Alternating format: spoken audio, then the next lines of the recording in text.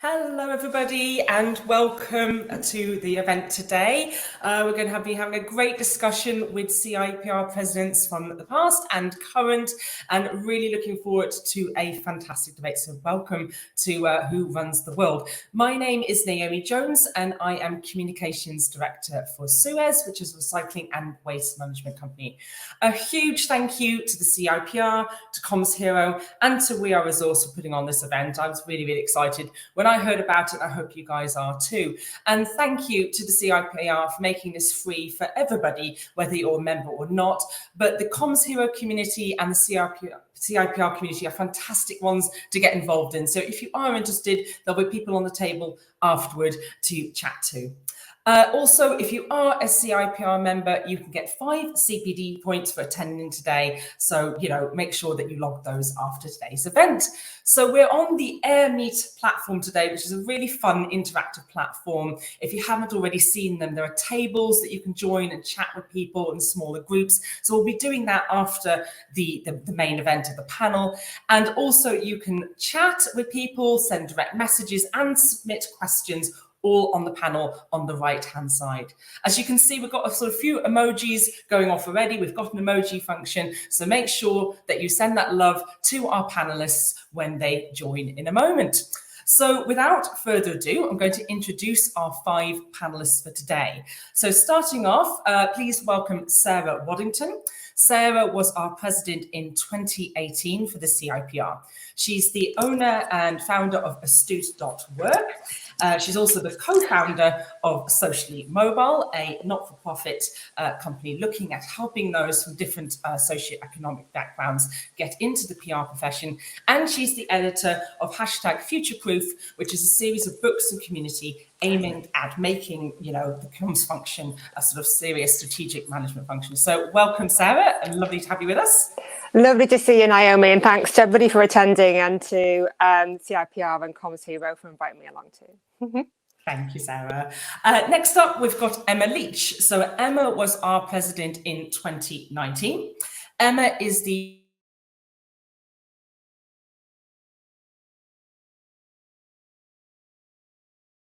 at Loughborough, Manchester, Bradford and Leeds universities, and she is a trustee for the Access project, which helps students from disadvantaged backgrounds get into top universities, which is obviously really important. So hi Emma, how are you doing? I'm good, thanks, Naomi. How are you? I'm good, thank you. Lovely, fantastic, we can see you. Sometimes you have to turn your camera back on when you come on the stage, so welcome. Next up, live from Spain, she's joining us from holiday, which is amazing of her to do, is Jenni Field, who was our president in 2020, our first pandemic year. Jenni was a comms director at a big pharmaceutical company. She currently owns her own agency, Redefining Communications. She's 1/3 of Calm Edged Rebels. And in April 2021, in the middle of a pandemic, very impressive, she wrote a book and published a book called Influential Internal Communications. So hello from Spain, Jenni. Hello, thank you for having me. Let's hope the Wi-Fi holds. Next up, we've got Mandy Pearse, who was the president in 2021, and she's also on the current board of the CIPR. Mandy is the director of Seashell Communications. She's had a long history in local government, from the LGA to Plymouth, East Devon and Exeter councils. She's also a CIPR trainer. She's trained my team and was absolutely fantastic at that. We still talk about that training. So hi, Mandy, how are you doing? Hi, good to be here. Last but by no means not least is Rachel Roberts, who is our current CIPR president for 2022. Rachel has founded her communications consultancy, Spotty Dog Communications. She used to work at Trimedia, which is now Grayling, and had roles at other companies prior to that, including Cancer Research, and a long history with the CIPR. So, my goodness, what a panel. Welcome to you all. Good to see you. Thanks for the introduction. Great to be in great company this afternoon. And thanks for giving your time, Naomi, to chair us and try and keep us in order. Oh, I don't think I would have missed it. I think Asif asked me and I was like, are you kidding? Of course I'll do this. So Fantastic panel. So guys, we've got our panel here for the next hour, so you can ask them any questions you want. So please use the question function on the right-hand side, send in your questions, send in your thoughts, join in the chat, and we'll kind of read out comments from there too, be your opportunity to ask any of those burning questions you might have. But I guess to kick us off, guys, I'm going to just ask, what made you want to become CIPR President? Why did you throw your hat in the ring? And was it what you thought it would be? So, Sarah, I'm going to start with you. Why, and was it what you thought it would be? Yeah, sure. And a great question to kick off with. And yes, first off, yes, it was completely what I thought it would be. I'd volunteered with the CIPR for quite a long time beforehand, including at board and council level. So I had a really good understanding of the organisation. Membership organisations are very different to other kinds of organisations, and also what the volunteering commitment would be like, and also what the politics would be like. So first off, I was very clear in terms of what I was getting into, or would be if I was elected. And the reason I went for it is that I'd been volunteering with the CIPR for quite a long time, and then actually took a short break. And that's when I developed the Future Proof community and the first books. And doing that, and the people I spoke to and the work that I'd done, gave me real insight into how the industry had kind of evolved over time and repositioned itself. So we'd gone from being an industry where we were very focused on engagement with society and being that kind of two-way comms function, and actually advising at the very seniorest of levels, to an industry that had become a little bit more introspective, a little bit more focused on the day-to-day, and perhaps answering to other functions, whereas we hadn't before. We've been taken seriously in our own right. And like I say, I ended up talking to some brilliant people, including Dr. John White, who I'm ever grateful for his time, and looking at many of his older papers from the 70s, which still hold firm now.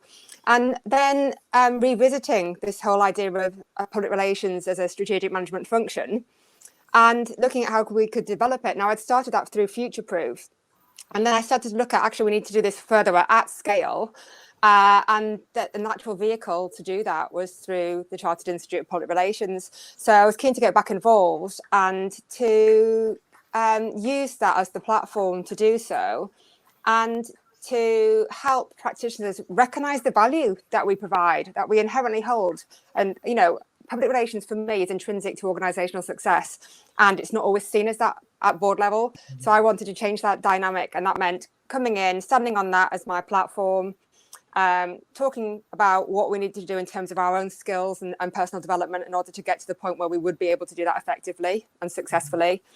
And then obviously work with the business community to get them to understand what we can do in order to help them achieve their organisational objectives and build social capital at the same time. So in short, was that in short? I don't even know, probably not, knowing me. But ultimately, yes, I knew what I was getting into. B, I knew it would be a big undertaking, because all of these ladies here, and Rachel will, and she already has given a huge amount of time, and it's not a small undertaking. And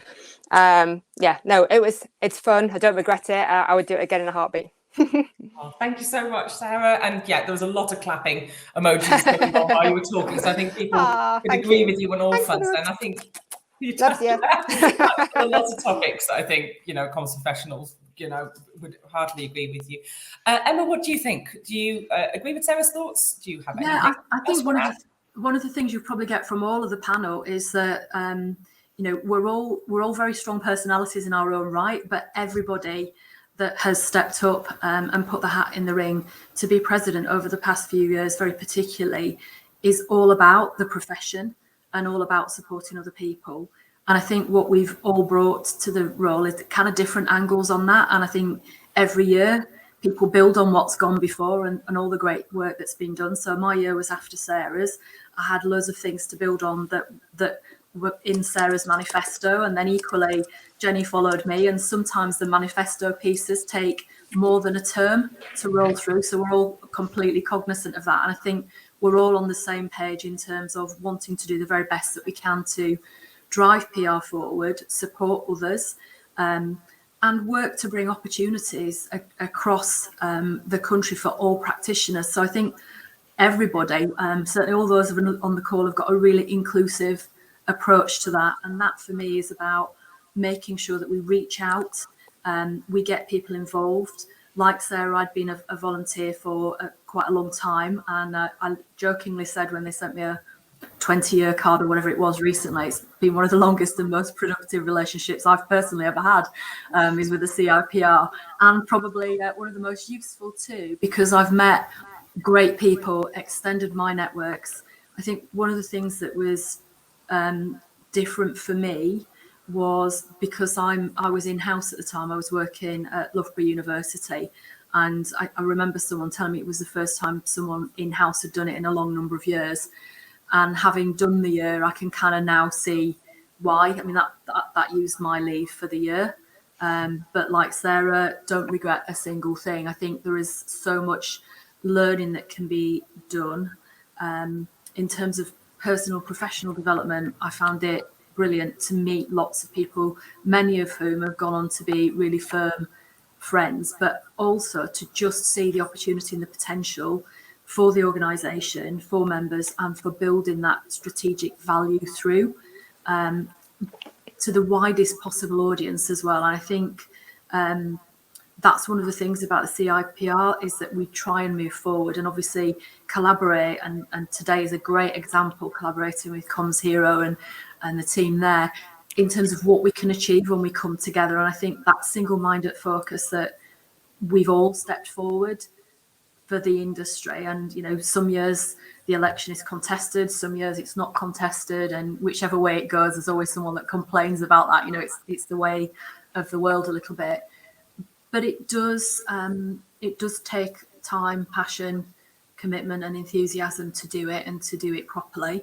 I think even when you think you know what to expect, there's always stuff that pops up that you don't know how you know, you weren't expecting that at all to be core. But I think also we see great innovation and we see great sharing, and I think what you see from the panel of people that really have put others first, and built on the legacies that have come before them. Actually, nobody's here to have their year is, you know, way better than anybody else's. We all take what's there, and I think particularly massive kudos to colleagues that have followed me and had COVID years. I mean, that has been really difficult. So Jenni, Mandy, and part of your year, it's hopefully going to fade away a little bit now.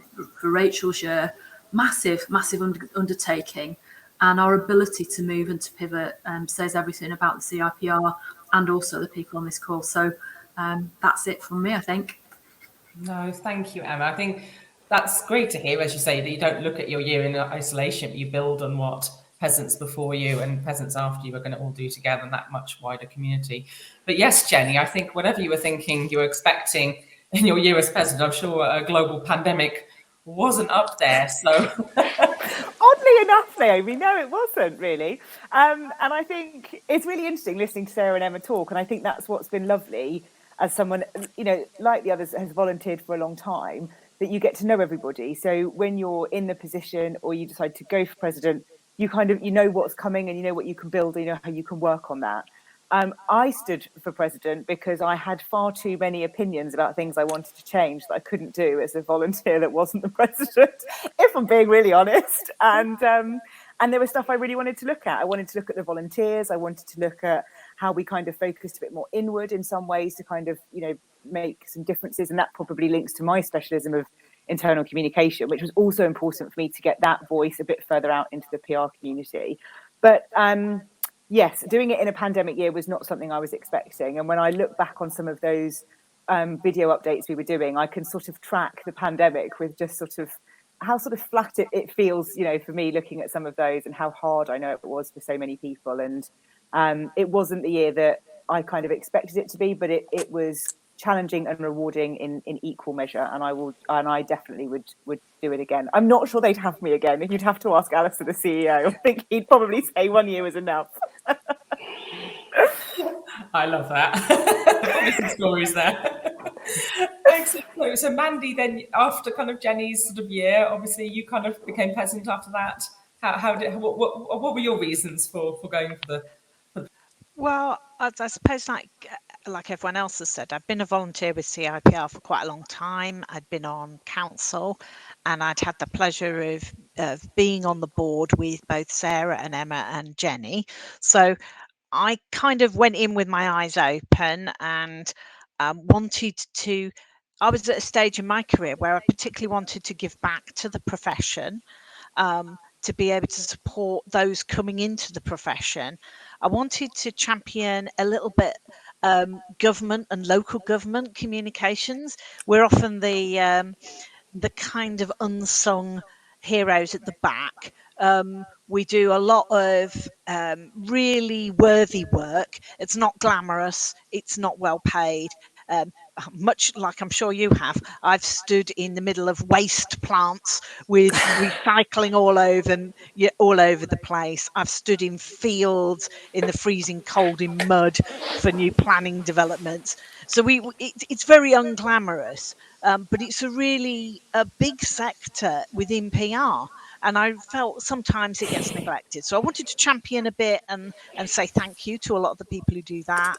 I particularly very much wanted to be speaking outward, much as I think Sarah highlighted that point that PR had somewhat got a bit neglected, and talking outward to business and leadership organisations. So the leadership of in-house organisations as well, like governmental organisations and charity leaders. Again, to just try and emphasize that PR is different. It has its own strategic value, different from marketing or any of the other disciplines. And I suppose you were saying what was different about the year. It was a bit like Jenni said, it wasn't necessarily the year I was expecting, because when I was elected in 2019, pandemic wasn't around. So it did change the way we did things. And perhaps, my regret only is that I didn't get to meet as many members as I wanted to. I was really looking forward to getting out and meeting our members in all our nations and regions, because we have fantastic members and volunteers. And I think, although I met so many of them virtually, I would have loved to have met them more face to face to hear what they want out of the profession and the industry and us as an institute. So that's me. Thank you so much, Mandy. I think, if we look at the backgrounds of all five of you, you've got hugely different backgrounds. I think, the last 5 years obviously had a series of presidents who brought lots of different backgrounds and experiences to the table, which is fantastic. So last but by no means least, Rachel, obviously, talking to your friends and colleagues here didn't put you off. And 2 years of pandemic didn't put you off. So kind of what were your reasons for wanting to be president? First one is sort of one of my mantras, which is if someone offers you an opportunity and the only excuse is that sounds like a bit of hard work, I kind of say yes. So when someone said, is this something you might consider? It was sort of like, actually, yeah, when life gives you an opportunity. I mean, obviously I stood for election, so it was by no means something like it was a done deal, but why not give it a go? What have you got to lose? If your only worry is failing, then that's not a reason not to do it, in my opinion. So I thought, let's go for it. And a little bit like Jenni, I kind of see so many opportunities. I think the work that every one of these guys has done has built and strengthened CIPR. So it's a great organisation to be part of. Obviously, I wouldn't have given my time and got so much out of it if there wasn't brilliant opportunities already. But equally, I can see a wealth of things, ahead in the future, which would be amazing to reinforce the strength of us as professionals and give us parity with other professionals within other sectors. So I can see so many opportunities, and a little bit like Jenni, kind of want to get my hands or my foot behind the wheel, or whatever the expression is. I mean, obviously the president isn't here from an operational perspective to kind of drive the car, but certainly setting the sat nav and the long-term strategic direction is a key part of it. And as mentioned, it's not something you achieve in 1 year. It's definitely a team and collaborative approach, but you're there as the sort of North Star for the year to drive that future direction. And I can see a hell of a lot of future opportunities, particularly when we consider the changing nature of the PR industry, the workplace, the next generation of talent coming into the industry with different expectations that I had, when I joined the industry when I was 20.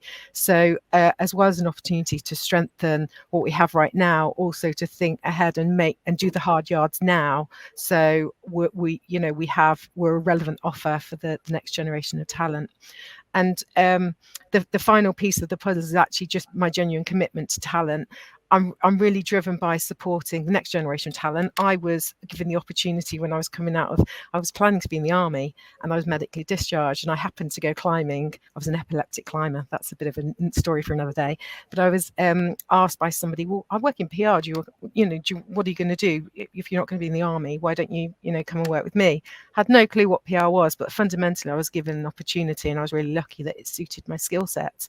So I'm really driven by the same approach. Really, I want to give other people the opportunity that I had, and so the commitment to talent creation is really important to me. That's why I expanded Spotty Dog from me alone in my bedroom to now sort of creating new opportunities for young people, and not just young people, also as a working mum.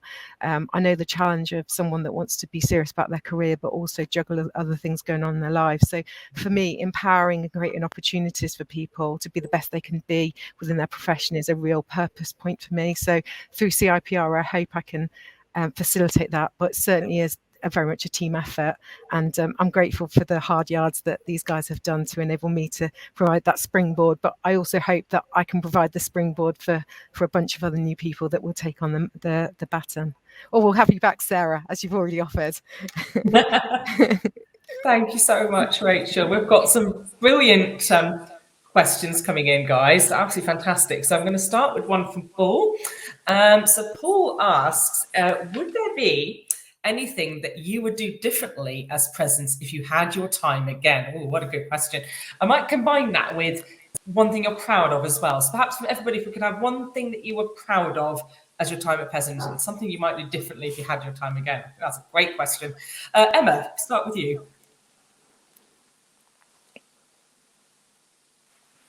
So that's a really interesting one. I think do differently.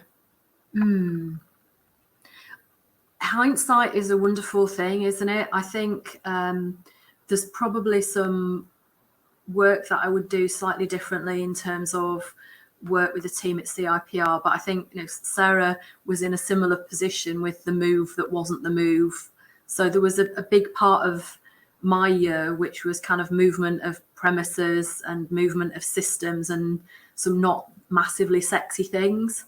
And actually, I think that some of that laid foundations for where we've ended up now. And actually, the hybrid model that COVID forced on all of us has made the CIPR look and do lots of things differently that I think probably, I'm going to look at colleagues to nod a little bit, some of us felt like we might have been pushing a rock up a hill to get some changes on some things, but COVID's actually prompted a lot of that. So I think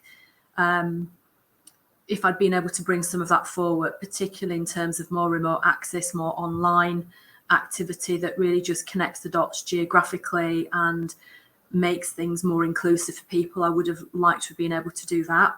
I think you do discover quite quickly that you can't necessarily change all the things that you'd hope that you could change. Again, some nods from colleagues there. So I think that's it. I think in terms of the things that I'm proud of, I'm really proud of being able to open some doors and support some initiatives that have continued and have fallen through. So some of the early work on that Rachel Wall and others pushed forward around mental health. I'm really pleased that we could kind of pave the way for some of that. And I think also some of the kind of changes that we made in terms of connecting the dots between groups a little bit as well. It wasn't an exciting year in the way that Sarah's year was a big year for the Institute, but that's also part and parcel of what we all do.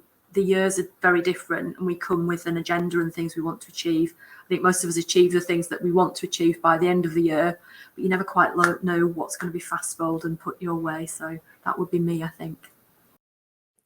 Thanks so much, Emma. Jenni, coming to you next. What about you? What would you do differently and what were you really proud of? So what can I do it not in a pandemic? Does that count as what I would do differently? I think we can all understand that. So I think the things I would do differently are probably around some of the work with some of our volunteers. So there was some really challenging conversations during my time as president, and I think there are things that I could have probably done a little bit differently. But I also think it was a very challenging year for everybody, and that kind of links me to the bit that I'm probably most proud of, and that's what we were able to achieve in that year. And I made quite a deliberate, I was going to say attempt, but kind of a deliberate move to really step back and let the leadership team lead, the CIPR. And I think it was Rachel was just saying that it's not an operational role being president. You're there to kind of sort of set the agenda with the board and do that. But there is a very strong, good operational team there that are doing that. So I wanted to let them do that and give them the space without thinking about lots of other things. And with that came such a strong focus on supporting our members on very specific things that were linked to the pandemic, and doing a lot of work lobbying the government on behalf of our members. And I think that sort of really narrowed our focus, and I'm really proud of that. It's very easy to get very broad when you're in a membership body because there's lots to do, there's lots of people to support. All of our members are quite different. You've got lots of different industries, you've got in-house, you've got freelance, you've got public affairs, you've got internal communications, there's lots and lots there. And that means that your time is split in lots of different ways. So having that narrow focus of being able to support members, and the portal that we set up, and the mentoring scheme that was launched, and there was lots of things that we did that we kind of kicked off, I think, that can then run forevermore, which I'm really proud of those things. Oh, thank you so much, Jenni. What about you, Sarah? First off, I'm going to apologise because I got messages saying you're swallowing really loudly, so I've moved in between this time. I'm always the one. I'm always the one that's still on mute when I'm asked. So I was a bit like, I'll leave it on, not to do that again. What am I most proud of, and what would I change? What would I do differently? One thing you'd do differently if you had your time again. Okay, so this is controversial, but I would potentially do it for a 2-year tenure. Now, you can't just change that when you're in the post. Obviously, there's governance in place, but it's really hard if you've got an ambitious work plan to get through that and to do it in an efficient fashion. So I think sometimes it's really difficult, but equally, it's a huge, huge commitment. You're already doing 3 years as, president-elect and then past president once you've done the year. I have wondered a lot about whether it would be better as a 2-year tenure, but then huge amount of issues that come with that. So potentially that's what I would look at if you had a magic wand and you could do things differently. What am I proud of? I'm just really proud of what we achieved. I was fortunate to have the 70th anniversary year, and Alistair said to me, I gave them the most ambitious work plan they'd ever seen, and they did doubt whether they could do it. But the team had never been so engaged by the end of the year because they were so proud of what they'd done, and they did do amazing things. We had the anniversary at the start of the year. We produced a book called Platinum. We did reassert public relations as a strategic management function. We saw take up of training go up, and particularly in terms of business management training, which was the key part for me in terms of the gap in knowledge. So there was huge amounts. Big challenge is kind of getting around the UK to see different groups and committees and their members. And what I'm really glad to see is that actually pandemic has in some respects helped things. So moving to that hybrid model that my colleagues have talked about there is so crucial, because actually you can interact and engage so much better and more quickly. Shouldn't replace face-to-face, and hopefully that will start to come back going forward. But I really found that struggle as a working parent too. I hadn't long been through divorce at that point, so single parenting on some occasions, I found that really tricky, but like I say, absolutely worth it. So yeah, that's it. But just the pride for the team, board, the council, all the volunteers, because actually the CIPR doesn't work without the volunteer base. It really doesn't, because they're the outreach. No, thank you so much, Sarah. Coming to you next, Mandy, what about you? Anything you would do differently if you had time again, and one thing you're particularly proud of? I would say in terms of proud, I think it's my biggest achievement, I think, is just the fact that really difficult year, people were tired because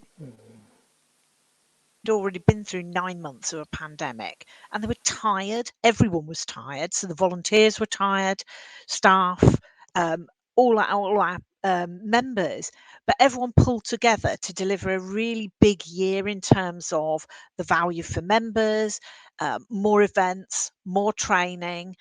We had a huge events program last year, thanks to the volunteers predominantly. And given that these are people who are already giving up their time volunteering on top of their day job and managing a pandemic, and they've been doing this for so long, I'm just amazed at how much they did. And the staff were, again, brilliant. And I think in terms of, we worked virtually all year. I only saw my board colleagues face to face once in the whole year. We didn't get a chance to have our council together, so that was all virtual. All our group chairs, every single meeting was virtual. And I think, you know, people have talked about the glue, and I think if I was to do one thing or want to do one thing differently, which I'm hoping Rachel will have the opportunity to do, it's those opportunities to meet people face to face. I really wanted to get out into the regions and meet people, see our nations in Wales, Scotland and Northern Ireland, and our international members, and to be very visible and listen to members. I'd stood on a ticket that was what I wanted to do. So it was quite difficult to do that virtually. But I think the virtual environment did do, as others have said, I particularly passionately wanted to extend opportunities to those who weren't in the London and sort of southeast area, and to make sure that our nations, people in Scotland, people in Northern Ireland, had lots of learning opportunities, and our international members. And I think we really delivered on that. So I'm really pleased with that. It wasn't the year I was planning, but you know, you get what you get the hand you're dealt, and you do as best as you can. And I'm particularly pleased that we came out financially secure, very stable, and in a very good position to move forward, which not all organisations could say after 18 months of a pandemic. No, definitely not. And, you know, I think as someone who only became really active with the CIPR during the pandemic, you know, it was a hugely supportive community, and it felt quite nice to be involved in something that wasn't a complete grind all the time. And yeah, often though, our committee meetings felt a bit like therapy sessions where we were all kind of supporting each other, but and telling our woes of the pandemic. But yeah, no, it was brilliant.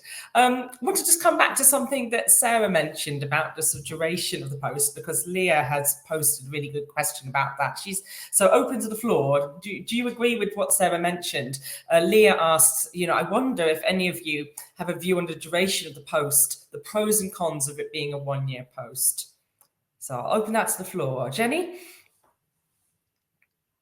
So I find this really interesting, and I thought Sarah's point about the 2-year term was interesting, and I'd love to have this discussion as we're all here, because I saw it as a bit of a 3-year term, and I saw it as you know, because you're president-elect, and then you're the president, and then you're the vice president, and so I saw it as that 3-year term in terms of starting to have some conversations, getting things ready to then, you know, actually, you know, sort of hit the ground running when you're in January, because if you leave it till January, it's really hard to get cracking.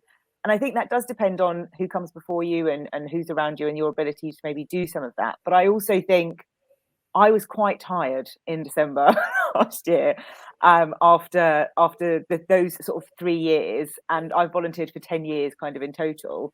And I don't know whether doing it for longer would make you, you know, have that longer term view and then maybe not try and work so hard to achieve the things you want to in 1 year. Maybe it does spread it out, but then would you still have the 3-year term? And that I opened to my sort of fellow panelists about that, the mindset of the 3 years, whether you guys had the same or whether you just saw it as one, and just would be interested in that, because I think it is the 3 years. You have to be there. You can't, you know, leg it after you finish being president for the year. So yeah. Oh, go on, Mandy. Yeah, I mean, I think I would agree with you, seeing it in a kind of 3-year, as you've got a year coming up when you're supporting the existing president, but you can start to get some of the things you're particularly passionate about into place. And then you've got the year going out, because with the best will in the world, nothing always gets finished on time. And we've got a few projects that we started last year that are hanging over into this year to complete. And I'm really passionate to be still involved with them. I can see some merit of a 2-year post, but I have to say, from my point of view, I found it quite exhausting and draining. And I do worry a little bit that if it was a 2-year post, it might limit the people who would put themselves forward in terms of being able to commit that 2-year time frame. Because I know, I talked to Sarah before I decided to stand, and it is a huge commitment. Every one of my predecessors has put in an enormous amount of time. And I just wonder whether trying to do that over 2 years would be just too much to ask from a volunteer, because it is a volunteer post. No, thank you so much, guys. I've got a couple more questions. I'm going to throw your way, Rachel, if that's okay. So a couple about, getting involved in the CIPR. So Georgie asked, have you got any opportunities for graduates who have just completed a PR university course? And we also had a question about, who can get involved in the CIPR. So Joe Armstrong says, is the CIPR appropriate to join even if you don't work in PR? For example, I work in external comms. So 2 questions there. Is it appropriate to join if you work in internal comms, external, and any opportunities for PR grads? Yeah, I think so. If I take the student question first of all, I think there is definitely loads of opportunity, and some of the work that Mandy helped drive last year around the student kind of opportunity is really exciting. Students have had a kind of an up and down kind of level of commitment, I would say, from CIPR. It goes back to kind of relationships with CIPR accredited courses, and we used to give student membership, and that changed over time. But certainly we all recognise that it's really important to support the next generation of talent, and students are coming out. Students are coming out of university with a very different expectation of kind of what I had when I joined the workplace. I see that with the guys I work with here at Spotty Dog. Students have done 3 years learning, and they've paid for their degree in a way that we didn't. If you're old like me, so. Sometimes there's a little bit of a sort of an expectation. Well, I've done my 3 years training, I've paid for it. Why would I carry on being a member and keep learning? But of course, one of our values here is an inquisitive mind and this always learning experience, because every day we work in PR and comms changes, with the digital landscape. So fostering a culture of learning is really important to me. And that's why I'm so committed to CIPR, because it gives me and my team that framework to give me a nudge every month or every March the 31st when the CPD deadline is looming to make sure that we keep on that learning journey. So maintaining that pathway from graduation to then keep students engaged, to be part of that continuous learning culture, that's one of our values. So really important we support the opportunities. So I'm really interested in what the PRCA used to do. They may still do it. I've been a PRCA member for many years and I think they do a great job. They used to have this next generation of talent, used to be called Frontline, which some of you might know is a flea pet product, which always made me laugh a little bit. But fundamentally, they had the Frontline movement, which supported particularly young practitioners. That could be a huge opportunity for CIPR. And I know in some regions and nations, they do have communities to support young practitioners, because I also think it's quite daunting when you're a youngster coming into the world of work. Just even entering a room and doing basic networking can be quite intimidating. So actually helping to support young talent to learn some of these behaviours that will stand them in good stead and build confidence in the future is really, really important. So definitely, I think there's opportunity to keep building on that. And we also have to be proactive about inviting young talent to get involved and volunteer, because sticking your hand up and saying I want to get involved often comes when you've got a bit more confidence about life. So it can be really daunting to kind of feel that you can get involved. So something we're trying to do, something that Jenni really started in her recognition of the volunteer, and something we talked about in board for the last couple of years, has been how can we make sure this CIPR is as inclusive as possible. So making sure we promote all opportunities. We take the time to reach out to people. We knock on doors of people who haven't engaged before. So we've got that continual pipeline of fresh talent, fresh insights and fresh perspectives, and also increase the diversity of representation. That's really, really important to me. And also what's quite exciting about students is there is increasing range of diversity in the next generation of talent coming through. I do a lot of work here in Birmingham City University, and the representation of their students is wide and vast, you know, international, demographics, socio backgrounds. So we've got a really exciting opportunity for a bunch of kind of change in the landscape coming through. So we need to embrace that, because if we do, we bring that talent right the way across our industry, and then we grow and we become more diverse. And if we're more diverse, we're stronger. So the student piece is super, super important to me. And now I've forgotten what the second question was. Sorry. I think it was a question from Jo. She wanted to know, is the CIPR just for work if you work in PR, or if you work in internal comms, external comms, public affairs? Is there also space if that's your specialism? Absolutely. And I think fundamentally the CIPR is what we make it. We've got the central team that provide the framework and get a lot of the stuff done, the practical stuff. But what's really great is, I mean, we had representation just the other week from a couple of people that work in the sports PR industry saying, can we create a sports group? And it's sort of like, yeah, if you want to make it happen, you've got to take responsibility. It's got to be sustainable. But if you want to create that opportunity, we can support you in that. So over time, we've developed these 23 different communities of regional, international, nations groups, as well as our sector-specific skills. So there is a community there for you within CIPR, or a community for you to learn from. And that's one of the reasons why I actually also wanted to get involved more in CIPR, because my community for 7 years was the CIPR Midlands group, and actually it was only when I got involved in more national stuff, I'm like, wow, there's, you know, this group doing this, and there's podcasts, and there's, you know, somewhere, you know, people that can teach me about public affairs.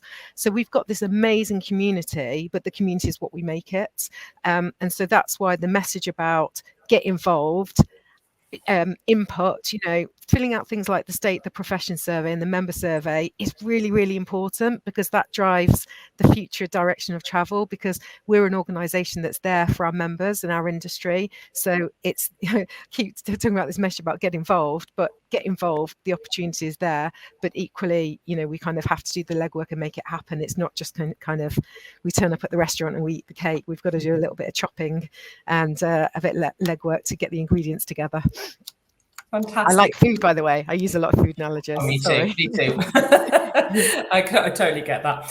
There are some brilliant questions coming through now about inclusion and diversity, both in the CIPR and the wider industry. So I'm going to roll a couple of these together, just because I'm really, really keen that we to get to these. So Nafisa asks, I know that you're all doing as panelists a lot to, you know, in terms of diversity in the industry. Do you think the CIPR is doing enough? And we've also had a couple of questions coming in about making sure we support women returning to comms work after children. Are we missing out on leadership talent in particular, despite being a female-heavy industry? What advice would you give to women doing right now? So are we being inclusive and diverse enough as a CIPR? What can we do for working parents returning? Also, a really nice comment for you here, Sarah, from Sue. As a mum that wants to return to PR, I'm enhancing my expertise through Socially Mobile Certificate in Leadership Communication Programme. Thank you to Sarah for founding Socially Mobile. Thank you to Rachel for including working mums. So quite a lot there, but perhaps Sarah, if we come to you first, you know, is the CIPR doing enough to be inclusive and diverse, and are we supporting working women, in particular working parents, enough?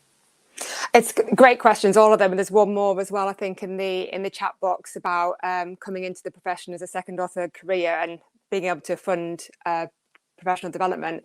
My answer to that is, if you look at industry data, you look at the last PRCA census, you look at the state of the profession, and if you look at creative industries reports, no, we're not doing enough generally to diversify our profession. Obviously, there are some really great initiatives, and I want to be very clear that CIPR and also PRCA are very supportive of them. So for people who are fully funded on Socially Mobile, if you successfully pass the programme, you do get a year's free membership of the CIPR, and that's a really generous offer. They are supportive of Socially Mobile and the other initiatives.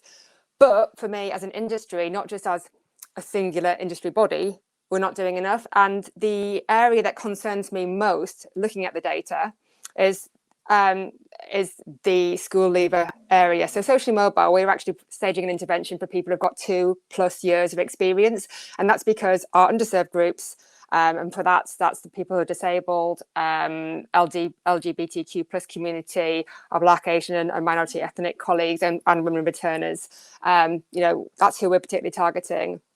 We're looking to help them because they are not moving into senior roles, and the data evidences this. But that's all very well. That's just one intervention, and it's not a panacea. Where I'm very concerned about, and I don't have the answer, but as an industry, we need to look at this and come up with one pretty damn fast, is we don't cater for people from disadvantaged backgrounds, lower socioeconomic groups who may have left school with no qualifications and can't get into the industry. Effectively, the data tells us if you're white, middle class, with money and networks, you're going to do pretty well. We're over-indexed in terms of privately educated people, and we need to change that. We need to turn it on its head. And so for me, this is not just a CIPR problem. This is an everybody problem, all of us. We need to be thinking about this, and anybody who's got influence, trying to find a solution and working with the CIPR to implement that. I know we've tried different things along the way. So, for example, when I was CIPR President, we worked with PRCA to partner with Career Ready. And what we did then is take advice on PR careers into schools in disadvantaged areas. And we connected students who wanted placements with PR organisations. But that was across 1 year. You can't hardly do anything across 1 year. You need consistency, you need longevity, and you need finance. And one of the things that our industry bodies don't necessarily have lots of, the expectation is that they do have lots. There's not a huge amount of funding, but there are some absolutely crucial interventions that are needed, and they need the money behind it. Thank you, Sarah. And sorry for missing that question in chat. I think I got caught up in the whether sort of working in local government was a sexy comms profession. But no, thank you for that, Sarah. Opening up to the rest of the panel, does anyone want to add anything? How can people get involved? I can see Mandy's got a hand up. I think Sarah hit it on the nail, that it's not going to be a quick fix, and it's not going to be something that is just led by the industry bodies. I think that all of us as leaders have to take a particular action around encouraging a more diverse set of entrants into PR, but also it's about, we know that lots of talent is leaving the industry after 3 or 4 years because they don't get those promotional opportunities. And I think that's where I find the kind of vision of what a PR person looks like needs to change, because the people who get promoted are the people who fit the mold. They speak in the right way, they look right, they fit right, they glide through social situations correctly. And I think we need to challenge that and say, as an industry, it's got to be talent led. These, we have fantastically talented young people returning into work, and they don't all look like a middle class white man. And let's be honest about it, that's not being sexist. That's what the industry has looked like, and that's what we've promoted. And we all have to challenge that and say, if I've got a talented young Black ethnic minority practitioner, I should be promoting them. If I've got someone with a disability who is an outstanding PR practitioner, I should be promoting them. I shouldn't be just looking to promote someone who looks like me. And I think that's where we really have to watch out for promoting and employing in your own mold. So I think it is about every single one of us who has the opportunity to hire people and to promote people to do our bit as well as the industry. No, I think that's hugely valuable, Mandy. Thank you. Emma and Jenni and Rachel, do any of you want to add to that, anything? Yeah, I'm happy to add to that. I'm completely behind what's been said already, and I think there's loads more that we can do to continue that diversification journey. I don't fill lots of boxes. I'm not middle class by any stretch of the imagination. I'm from a mill town in Yorkshire. I also have a disability, which is not massively widely known. But I'm not a working mum, and I do understand that that brings different challenges with it. And the Claire Foster, I just draw attention to her comments in the chat. The CIPR Progress scheme is really brilliant for that. And like Claire, one of the people that I mentor is someone who's actually on maternity at the moment. And lots of that conversation is about how she can use the time that she's away to really think about what she wants to do as next steps in her career, where she wants to go, what to do around some of the confidence issues, how to manage the fact that expectations of out of hours work, which are prevalent in our industry, how can you navigate that and still get ahead?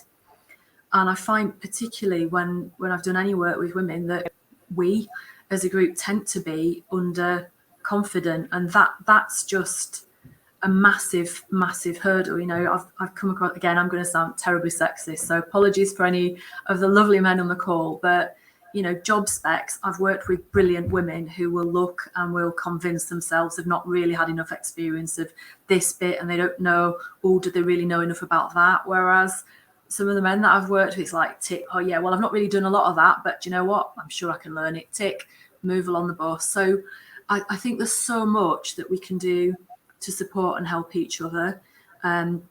We've put quite a lot of talent pipelines in everywhere that I've worked, because young talent is really important to me. And where I've been able to, we've paid for membership, particularly kind of corporate membership, to ensure that the widest possible church gets involved.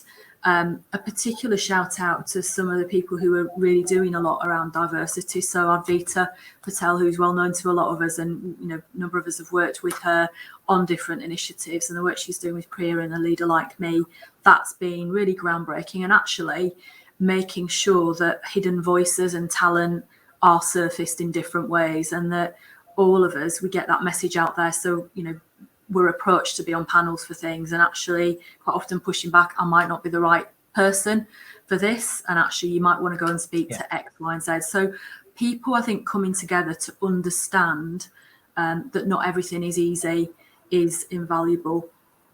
But I do also, and this is probably not going to be quite as popular an opinion, I also think that we all have bits that we can do ourselves. So CIPR has some fabulous things available in terms of support, and the CPD, the learning, the mentoring stuff, absolutely brilliant. But also there's a little bit about helping yourself and finding ways in that sometimes you might not be able to afford a formal qualification. But there's a lot of free learning out there, and there's a lot now of kind of micro credential stuff. So if I'm working with people that haven't got any budget or money, I'm saying, well, do you know what? Go and have a look at some of the digital garage suite stuff. Have a look at some of the stuff that HubSpot have out there. Think about some of the LinkedIn Learning bite-sized stuff, so you can actually show an evidence with micro credentials that will cost you nothing, some of the things that you are learning, until you can maybe access the funding in to do some of the other formal education. And I say this as someone, in days of yore, I had nothing, you know, and I did correspondence course for my CAM certificate and CAM diploma at the time. And for the CAM diploma, I used somebody else's correspondence course notes because I couldn't afford the course. There's always a way. And what I think the CIPR does really well is it opens doors, and people are always willing. Pretty much everybody I've ever met through CIPR is willing to help somebody else, whether that's signposting or saying, well, actually, I've got a friend or a colleague, let me connect you. Have you thought about such and such? This might be a good way forward. So more diversity, more support for each other, and that general kind of kindness. I believe that we can all win. You know, none of us have to be first over the line for us all to win. There's a definite way of supporting others that will get that diversity of voices and backgrounds in. I'm not interested in employing just more people, maybe like me. I'm always interested in folk who've got a different tale, a different outlook, and a different perception. And I think there's so much out there, and tap into some of the great work that Taylor Bennett Foundation are doing as well. I did some mentoring for them a couple of years ago, and that was really interesting to me because that was a completely different spotlight into worlds that I didn't know anything about. So open yourself up to opportunities, but also take that power into your own hands to make the opportunities for yourself. Definitely. As I said, Taylor Bennett, a leader like me, doing some fantastic stuff. There's also some great thoughts and comments in the chat. So definitely have a look at that, taking a longer term view to recruitment, which, as a recruiter myself, it takes a lot longer, but we have to do it. We have to make these changes ourselves. We've got 5 minutes left. I just want to come along to one of our other questions. This is a really good one as well. Does the panel think that does the panel think that business leaders fully understand what communications and PR is about? And do you see us as part of the wider marketing mix, or as a defined discipline? Maybe let's come to Rachel first on that one. On the is PR part of the marketing mix, I know that there's people have got different perspectives on this. I just draw on my own experience, which is my first role in PR was within BT, and PR sat within the Marcoms function. So I sat alongside colleagues that were doing direct mail, above the line, below the line, and design. So I was just brought up thinking about a single integrated marketing communications message. So that's just formed the thinking of how I deliver communications. I completely get if you've come into the industry perhaps from a journalism background, and so your experience has been rooted in very much the media relations agenda, external messaging, that you might see it as differently. And I think, to use, Jenny said you like my cake analogies. I always talk about cooking and say, well, if I'm making a Victoria sponge, your method might be to shove it all in one way, and my method might be to cream the butter and the eggs first and then add in the flour. But at the end of the day, whatever makes the cake, whatever gets us to the result, doesn't really matter how you do it, because every set of factors often are different. So I'd strongly advocate in this integrated digital world that we live in, that there's a single brand experience message that's driven through the channel to reach the end user audience. So I definitely think in a Marcoms perspective, but I would absolutely take on board other people's perspectives, because the method to get to the end point, it does, to me, it's what the end point and the result. So so I'll throw my hat in the ring about the Marcoms piece. I know we're getting towards the end of the session, so I'll pass on to another one of the team here to pick up on the other question. Definitely. So last question that we've got is, how do you see working with the GCS in the future? So perhaps it's obviously more of a government one, a public sector one. Perhaps Mandy or Rachel, do either of you have any thoughts on that one? Mandy, I'll defer to you as the GCS experts. I wouldn't say I'm a GCS expert, because I don't work in government comms directly, other than through consultancy. But in terms of working with GCS, we've opened dialogue with the new chief executive of GCS, Simon Bow, and it's about how we look at collaborating. We would love more of the GCS to be part of the members of the CIPR, because none of us, I think, work in one sector for all our lives. I think the days of being exclusively a public sector communicator are long gone. People move sectors, and long may that happen, because I think people from business come into public sector and bring new skills. People from public sector move into charity sector and bring other skills. So I think having a more fluid mix between agency, in-house and sectors is a really good thing and a positive impact for the future.